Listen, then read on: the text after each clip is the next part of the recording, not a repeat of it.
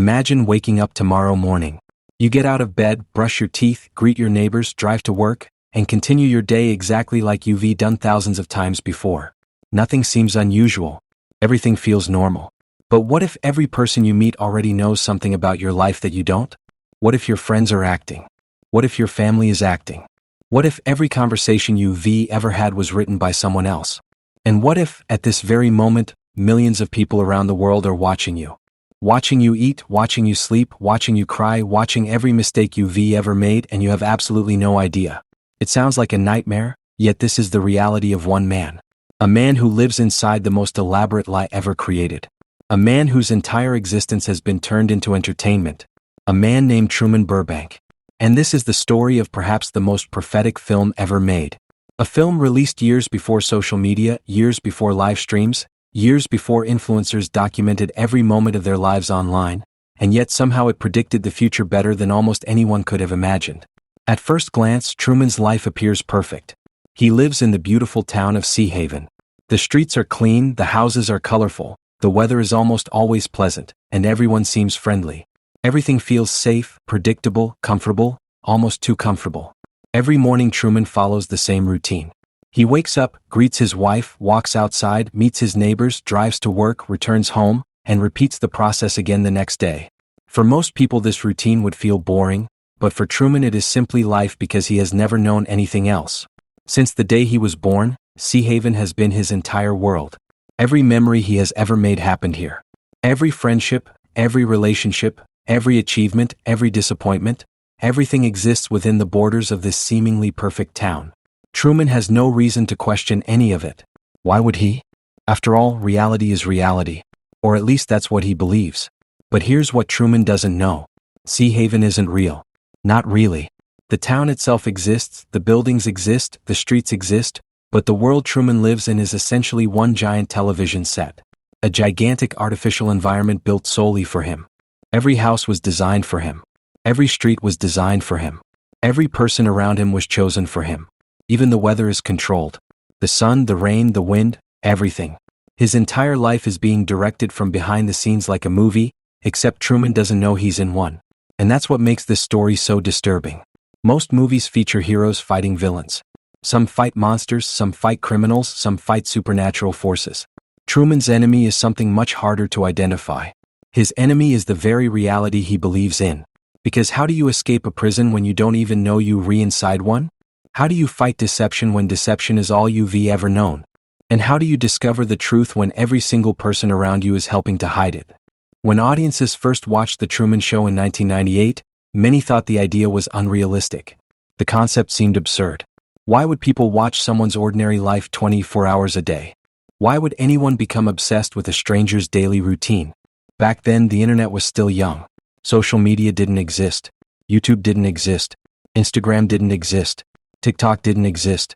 The idea of broadcasting every detail of your life sounded ridiculous.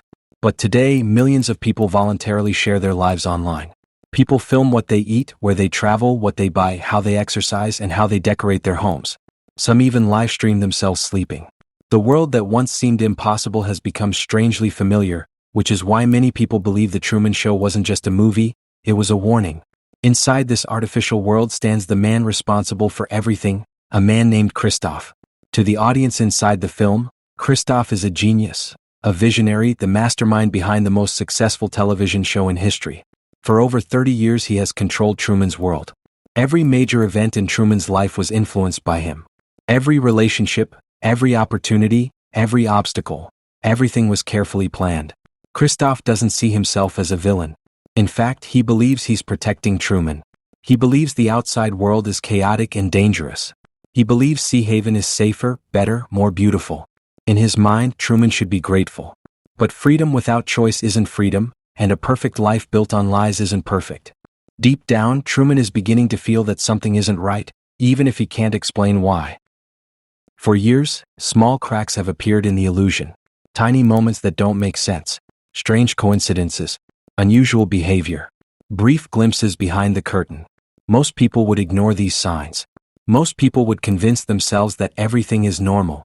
But Truman is different. Something inside him keeps asking questions. Something inside him refuses to accept easy answers. And that curiosity is dangerous because once a person starts questioning reality, it's almost impossible to stop.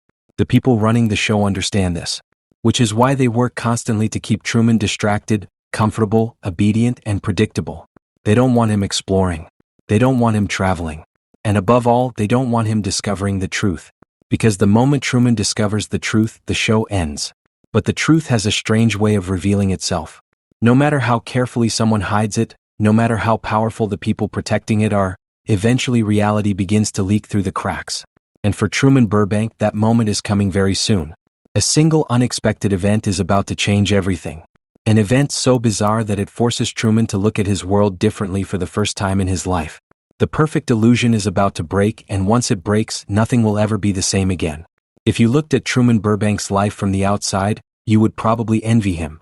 He has a comfortable house, a stable job, friendly neighbors, a beautiful wife, and a peaceful town that seems untouched by the problems of the real world. Every morning begins almost exactly the same way. The alarm rings, Truman wakes up, the sun shines through the window, and another perfect day begins in Sea Haven.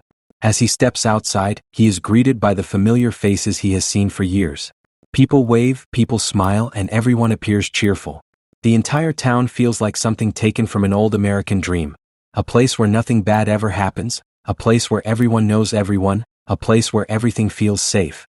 But there is something unusual about perfection. When everything is perfect all the time, it starts feeling unnatural. And although Truman doesn't fully understand it yet, a part of him has begun to notice. One of the most important people in Truman's life is his wife, Meryl. She is beautiful, kind, supportive, or at least that's how she appears. To Truman, Meryl is the woman he fell in love with, the woman he built a life with, the woman he trusts. But to everyone watching the show, Meryl is something else entirely, an actress. Every smile is part of her performance. Every conversation follows instructions. Every emotion is carefully controlled. For years she has played the role of Truman's loving wife, and she has played it well. So well that Truman never suspects the truth, at least not at first. Then there is Marlon, Truman's best friend and the person he trusts more than anyone else. Marlon is always there when Truman needs advice, always there when he has doubts, always there when he feels confused. Whenever Truman begins asking dangerous questions, Marlon somehow appears. Whenever Truman starts thinking about leaving Sea Haven, Marlon encourages him to stay. At first this seems like friendship, but later we realize something terrifying. Marlon isn't guiding Truman toward the truth. He's guiding him away from it. His real job is not being Truman's friend. His real job is controlling Truman, keeping him comfortable, keeping him predictable, and keeping him exactly where the producers want him. For many years, the system works perfectly. Truman follows his routine, the audience stays entertained, the producers remain in control, and everything continues according to plan. Until one morning, something impossible happens. The day begins normally. Truman leaves his house, walks down the street, greets his neighbors, and nothing seems unusual. Then suddenly a loud object crashes from the sky right in front of him. Truman freezes. The people nearby freeze. For a moment nobody understands what just happened because things aren't supposed to fall from the sky, especially not in a perfectly controlled world. The object looks like a large piece of equipment, a strange metal device that clearly doesn't belong there. Truman stares at it, confused, trying to understand where it came from and how it could have fallen. The truth is both simple and terrifying. The object is a studio light, one of the enormous lights used to illuminate Truman's artificial world. A piece of the hidden machinery supporting the illusion. For the first time in his life, something from behind the curtain has fallen into view. The show has made a mistake. A small mistake, but sometimes small mistakes create massive consequences. The producers react. Immediately. Within minutes, an explanation appears. A radio report claims that an aircraft accidentally dropped equipment from the sky. The explanation sounds reasonable. Most people would probably accept it and move on. But Truman isn't most people. Something about the explanation feels wrong. Something doesn't fit. And once that feeling enters his mind, it refuses to leave. Over the next few days, Truman becomes more observant. He starts paying attention to details he previously ignored. He notices strange patterns, strange repetitions, and odd behaviors. Things that seem insignificant by themselves but together create a disturbing picture. One morning he notices a man crossing the street. Later the same man appears again. Then again. And again. Almost as if he is following a script. Almost as if he is repeating the same movement over and over. Truman watches carefully and the pattern continues. People enter the same building, leave, return, and repeat the process like actors performing rehearsed actions. At first Truman questions himself. Maybe he's imagining things. Maybe he's overthinking. Maybe the falling object simply made him paranoid. That would be the easy explanation. But the strange events keep happening, and eventually there are too many to ignore. Then comes another disturbing moment. Truman is driving through town when a radio frequency begins broadcasting information that sounds impossible. The voice appears to describe his movements in real time. It discusses where he is driving, what he is doing, and where he is heading, as if someone is watching him. As if someone is narrating his life. For a few seconds Truman listens carefully. His face changes. Confusion becomes concern. Concern becomes suspicion. Because there is only one explanation. Someone is observing him far more closely than should be possible. The producers quickly fix the problem and claim it was a technical error, nothing important, just another coincidence. But Truman has started noticing a pattern. One coincidence can be dismissed. 2 coincidences can be explained. But dozens of coincidences? That becomes something else. That becomes evidence. And for the first time in his life, Truman Burbank begins wondering whether the world around him is actually real. This single question will eventually lead him toward a truth so shocking, so impossible, and so life-changing that it will force him to challenge everything he has ever believed. And without realizing it, the first person connected to that truth is a woman from his past. A woman the producers desperately tried to erase. A woman named Sylvia.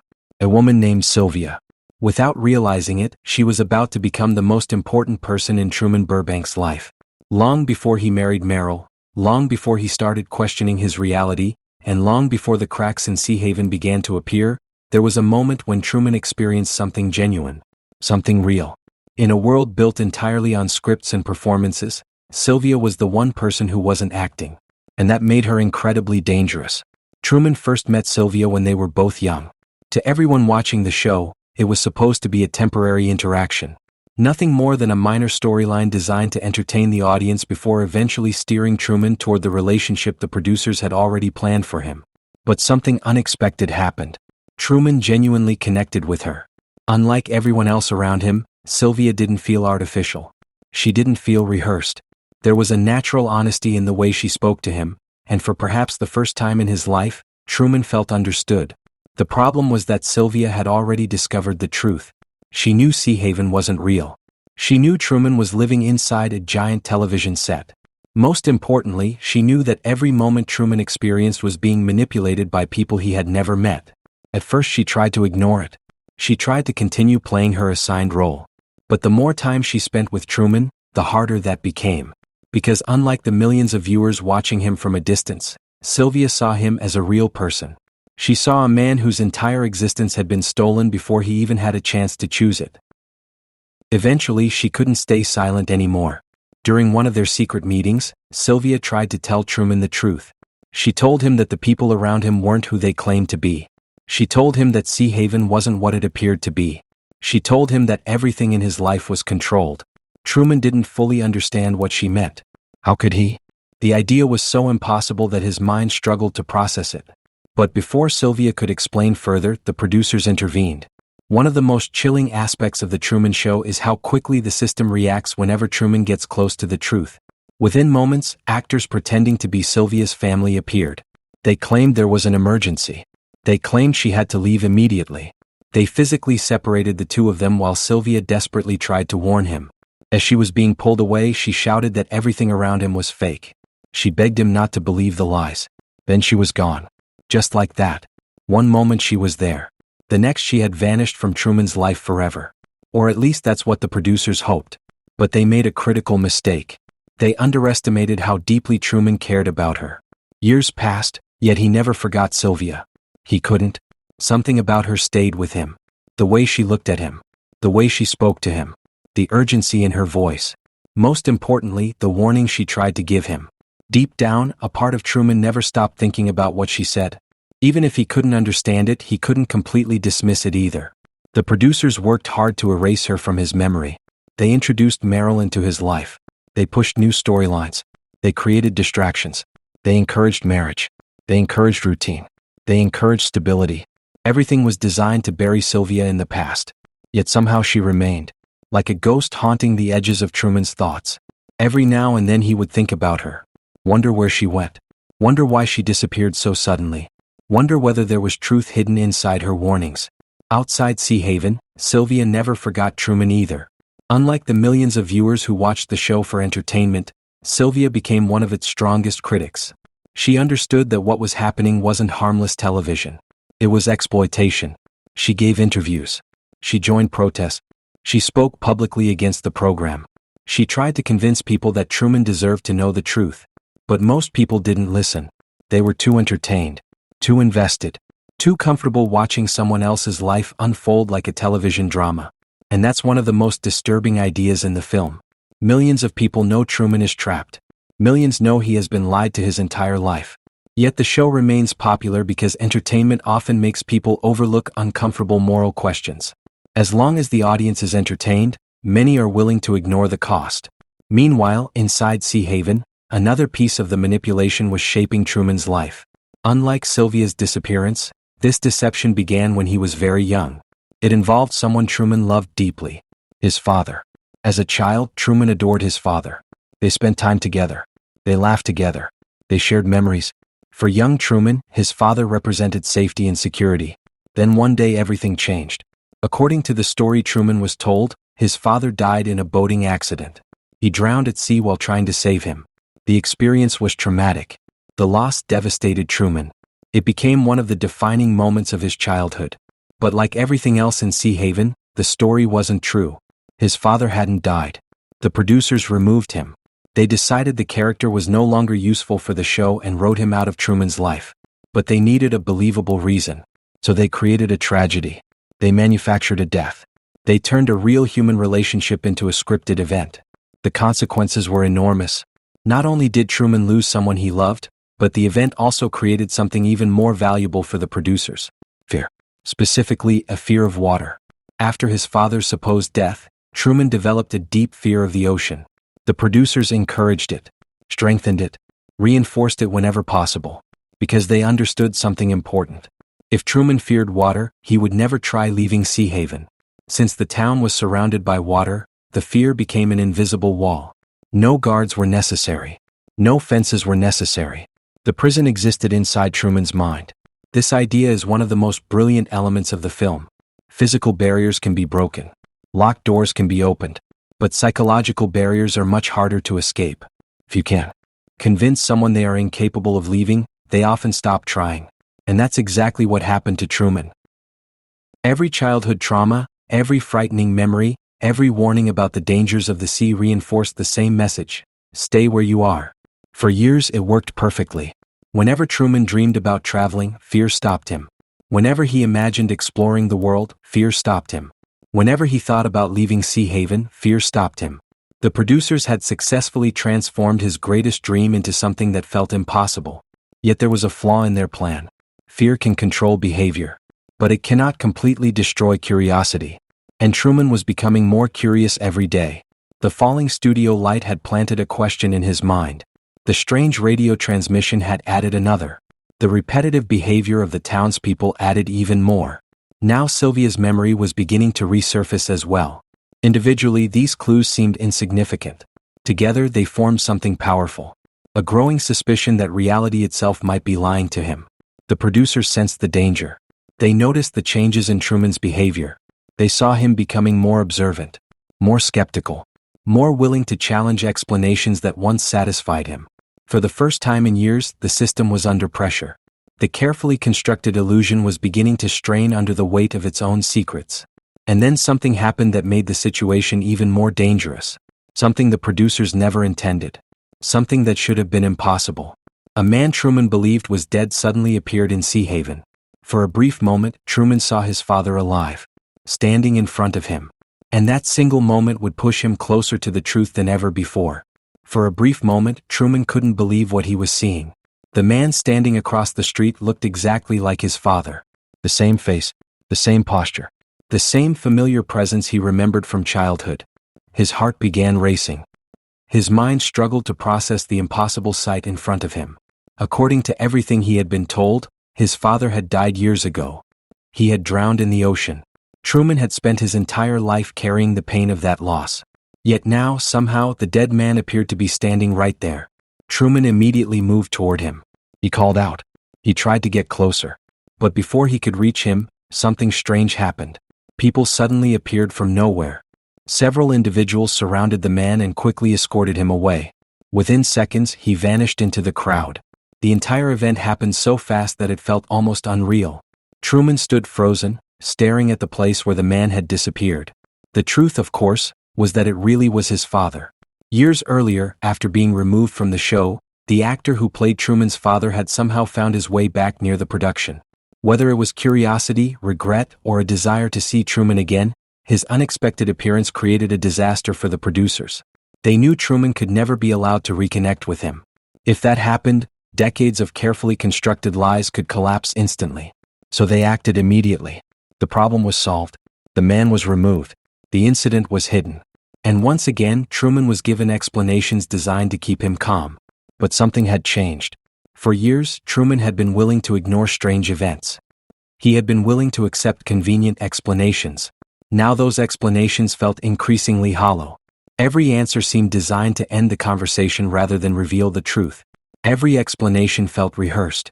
Every coy, and perhaps for the first time in his life, Truman began trusting his instincts more than the people around him. That change terrified the producers, because their entire system depended on Truman trusting what he was told. The moment he stopped trusting them, everything became unstable. As days passed, Truman's behavior continued changing. He began observing people more carefully. He paid attention to small details. The more he watched, the stranger things became.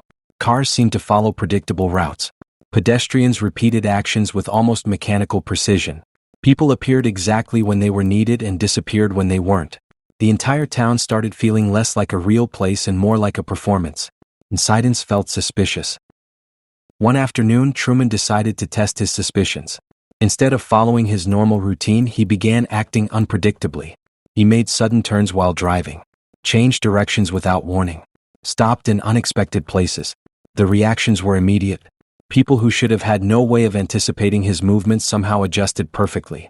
Traffic patterns shifted. Pedestrians appeared in unusual locations. It was as though an invisible force was constantly trying to guide him back onto a predetermined path. The more Truman experimented, the clearer the pattern became. Someone was managing his world. Someone was responding to his actions. Someone was trying very hard to keep him from seeing beyond the illusion. At home, his relationship with Meryl was beginning to suffer. For years she had performed her role flawlessly. She had played the supportive wife, the caring partner, the loving companion. But maintaining that performance was becoming increasingly difficult. Truman's questions were becoming harder to answer.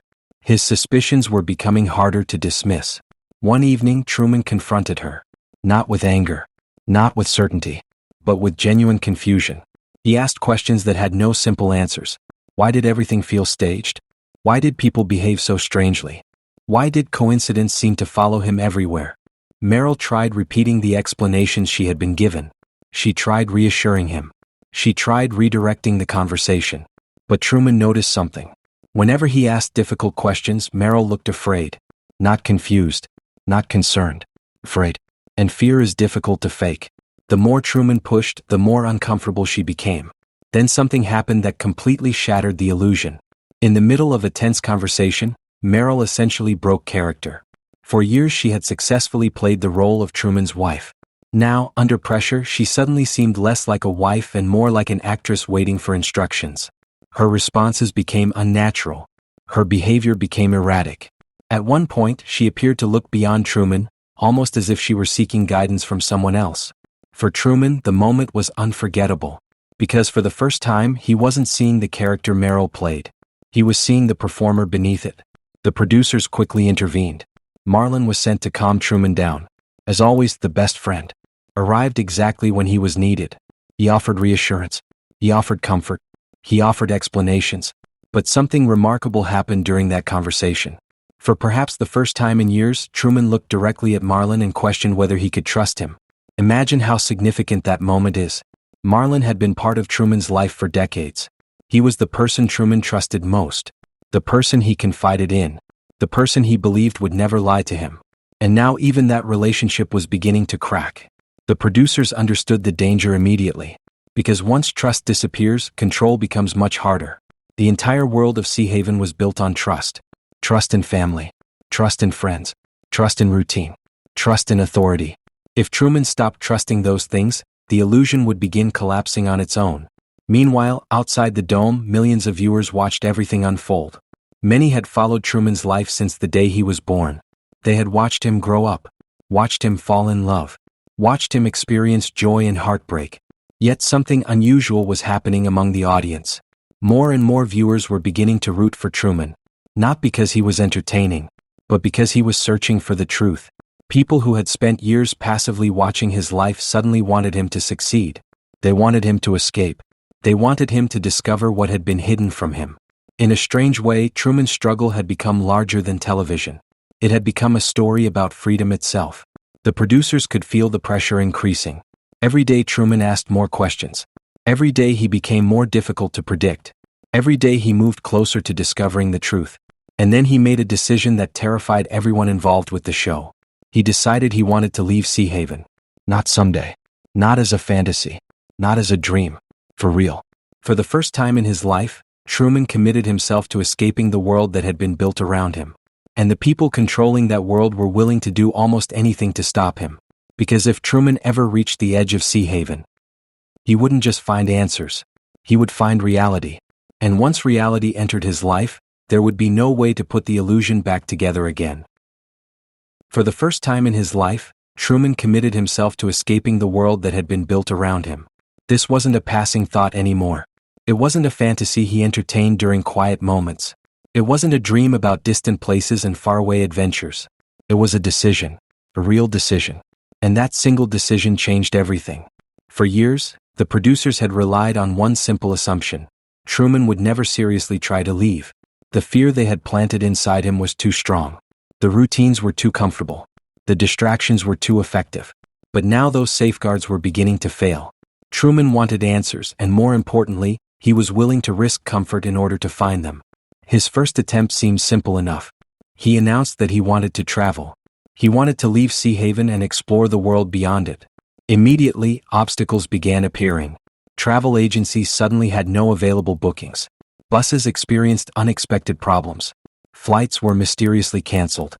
Everywhere Truman turned, some new excuse prevented him from moving forward. At first, these obstacles seemed like ordinary bad luck. But the pattern quickly became impossible to ignore. Every road leading outward somehow became blocked. Every opportunity somehow disappeared. Every attempt somehow failed. Most people would have accepted the situation and moved on. Truman didn't. The more resistance he encountered, the more determined he became. One day he decided to drive as far as possible. He climbed into his car and headed toward the bridge leading out of town. For years, the mere thought of crossing water had terrified him. His hands tightened around the steering wheel. His breathing became heavier. Every memory associated with his father's supposed death returned to him. The fear was real. The trauma was real. But something else was stronger now. His curiosity. His need for the truth. Slowly, Truman forced himself forward. The bridge stretched ahead like a challenge. Every instinct told him to turn back. Every fear told him to stop. Yet he kept driving. For perhaps the first time in his life, he was actively fighting against the psychological prison built inside his mind. The producers watched nervously. This wasn't supposed to happen. The fear conditioning had worked for decades. Yet Truman continued moving forward. When fear failed, the producers activated another layer of defense. Traffic suddenly appeared. Massive traffic. Vehicles filled the roads. Cars blocked intersections. The route became nearly impossible to navigate. The timing wasn't subtle. It was obvious. Almost as if the entire town had been mobilized specifically to stop one man. And in truth, it had. Truman noticed. The more he paid attention, the more impossible the situation seemed. The obstacles weren't random. They were targeted, deliberate, designed. Still, he kept pushing. The producers escalated again. Supposed nuclear accident was announced nearby. Emergency vehicles appeared. Officials warned of danger ahead. Roads were sealed. Citizens were advised to stay away. To most people, the situation would have seemed frightening. To Truman, it felt suspicious. Another perfectly timed obstacle. Another convenient reason not to leave. Another invisible hand guiding his choices. For years, the system had depended on Truman accepting appearances at face value. Now he was looking beneath them. And that made him dangerous. Every failed attempt to leave only strengthened his suspicions. Every roadblock confirmed what he was beginning to believe. If the world was truly normal, why was it working so hard to keep him inside? That question haunted him, because there was no good answer. Meanwhile, inside the control room, Christoph observed everything with growing concern. For decades he had been able to predict Truman's behavior with remarkable accuracy. He knew how Truman would react to fear. He knew how Truman would respond to comfort. He knew how Truman would handle uncertainty. At least he thought he did. The man sitting behind the monitors now was not the same Truman he had studied for 30 years. This Truman was changing. This Truman was evolving. This Truman was beginning to make choices nobody expected. And that terrified Christoph more than any technical failure ever could. Because the entire show depended on predictability. Without predictability, control becomes fragile. Without control, the illusion collapses. As the days passed, Truman's behavior became increasingly difficult to manage. He changed routines unexpectedly. He stopped following familiar patterns. He watched people more carefully.